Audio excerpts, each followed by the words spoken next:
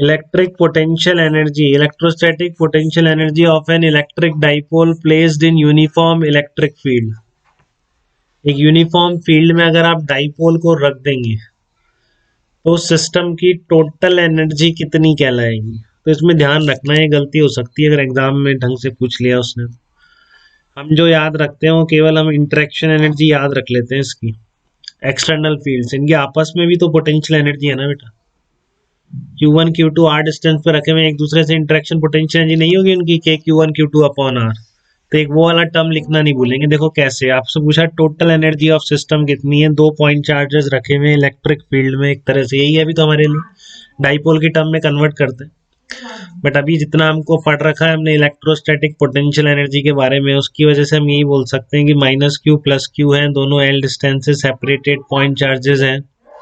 ठीक है, total energy आपको लिखनी है, तो टोटल एनर्जी कैसे लिखेंगे। तो टोटल एनर्जी होगी Q into potential at A minus Q into potential at B, फिर आपकी के Q1 Q2 अपॉन आर, क्या करोगे माइनस के क्यू स्क्वायर अपॉन एल। ठीक है, तो आप लिख दो इसमें Q into V A minus V B minus Q square upon 4 pi epsilon naught L. Here interaction potential energy of dipole with surrounding. हाँ, केवल ये पूछता है ना, interaction potential energy of dipole with the surrounding, तो केवल यही आएगी पोटेंशियल वाली। ठीक है, टोटल एनर्जी ऑफ सिस्टम पूछेगा तो फिर आपको ये ध्यान रखनी, कभी देगा देख लेना है, टोटल एनर्जी यही लगने लग गई लोगों को लिखते लिखते, लेकिन आपस में इंटरेक्शन एनर्जी भी तो है। ठीक है, और केवल एक्सटर्नल फील्ड से इंटरेक्शन एनर्जी की बात करेगा डाइपोल की, तो बस यही है Q into V A minus V B. अब V A minus V B का यूनिफॉर्म फील्ड है, तो आपको पता है यूनिफॉर्म फील्ड होता है तो पोटेंशियल डिफरेंस आप बिल्कुल लिख सकते हैं जब भी फील्ड आपका कांस्टेंट है, E vector dot A B vector, ऐसे लिख सकते हैं बिल्कुल। तो E vector dot A B vector, ठीक है, minus Q B A vector dot E vector. तो Q into B A vector क्या बन गया, अब ये पी वेक्टर बन गया क्या, E vector dot A B vector लिख दिया मैंने, और आपका इसको मैंने लिख दिया, उल्टा लिख दिया, बी ए वेक्टर कर दिया। तो बी ए वेक्टर माइनस से प्लस की तरफ हो गया, इसलिए वो क्या बन जाएगा, पी वेक्टर बन जाएगा। तो ये बन गया U initial equal to minus P vector dot D vector. Initial होता है इंटरेक्शन एनर्जी।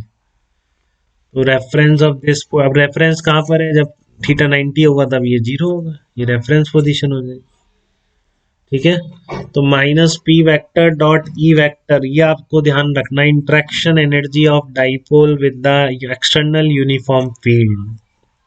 और अगर टोटल एनर्जी पूछे तो इसमें प्लस के Q1 Q2 अपॉन आर लिखना मत भूलिए, वो तो है ही ना, जो पॉइंट चार्जेस लाके रख दिए उनकी इंटरेक्शन एनर्जी तो होगी ना। ठीक है, अगर वो एक्सटर्नल फील्ड में है तो बाहर के दूसरे फील्ड के साथ भी इंटरेक्शन होगा, तो वो माइनस पी डॉट ई आ जाएगा। नेक्स्ट बहुत important concept, torque acting on the dipole placed in uniform electric field. ये निकालना बहुत आसान है, टॉर्क की बहुत ही सिंपल डेफिनेशन से। ठीक है, इस तरह से रखा हुआ है डाइपोल माइनस प्लस, इस तरह से है, मान लीजिए ये माइनस क्यू है, ये प्लस क्यू है, इस डायरेक्शन में इलेक्ट्रिक फील्ड है, तो इस पर क्यू ई वेक्टर फोर्स इधर लगेगा, और इलेक्ट्रिक फील्ड के अपोजिट डायरेक्शन में Q E vector minus Q E vector इधर लगेगा। नेट फोर्स 0 है तो सेंटर ऑफ मास कहीं नहीं जाएगा, तो सेंटर के अबाउट टॉर्क लिख सकते हैं। कैसे लिखेंगे, अगर टॉर्क लिखना आता है आपको तो line of action of force पे परपेंडिकुलर डिस्टेंस, तो ये आपने 2a मानते हैं, इसको क्या माना है, एल ही मान लिए कि चलो, तो L/2 हो जाएगी। तो L/2 साइन थीटा, अगर थीटा एंगल है तो ये ई वेक्टर और पी वेक्टर के बीच एंगल अगर थीटा है तो देख लो आप, ये परपेंडिकुलर डिस्टेंस कितनी आ रही है, L/2 साइन थीटा, तो Q E into L/2 sine theta into twice आ जाएगी। सेम डायरेक्शन में आ रहा है, इस तरह से आ रहा है, आर क्रॉस है, तो bus Q E L sine theta बन जाएगा। ये क्यू इंटू एल को पी रख दिया, पी साइन थीटा, अब क्योंकि थीटा क्या है, पी वेक्टर और ई वेक्टर के बीच का एंगल ही तो है, तो आपका पूरा वेक्टर फॉर्म में आप इस तरह बना सकते हैं उसको, पी क्रॉस ई।